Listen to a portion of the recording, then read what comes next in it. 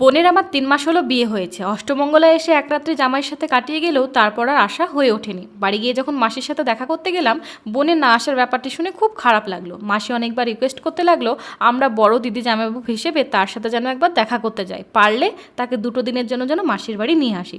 সেই মতোই বোনের শ্বশুরবাড়ির উদ্দেশ্যে রওনা দিলাম। সব কিছু বেশ ভালোই ছিল। বোনের শাশুড়ি মা, শ্বশুরমশাই সবাই বেশ ভালো ব্যবহারও করছিলেন। কিন্তু যেইমাত্র ওনাদের সামনে বোনকে মাসির বাড়ি মানে তার মায়ের বাড়ি আনার কথা বললাম, সবাই যেন কথাটিকে গায়ে না মাখিয়ে এদিক ওদিকে চলে গেল। উপায় না পেয়ে বোনের ব্যাগটি গুছিয়ে শাড়ি পরিয়ে রেডি করে যখন ওনাদের প্রণাম করাতে নিয়ে গেলাম, দেখলাম বোনের শাশুড়ি মা পেটে ব্যথায় বিছানায় গড়াগড়ি খাচ্ছেন। পাশ থেকে শ্বশুরমশাই বলে উঠলেন, গিন্নির তো খুব শরীর খারাপ, বৌমা চলে গেলে সংসারটা চলবে কিভাবে?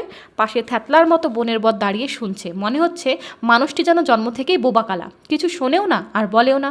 রেডি করিয়েও বোনকে বাড়ি ফেরাতে পারলাম না। আমি তো তাই তার মেরুদণ্ডহীন হাজবেন্ডকেই করব। তোমাদের কি মতামত কমেন্ট করে কিন্তু অবশ্যই জানিও।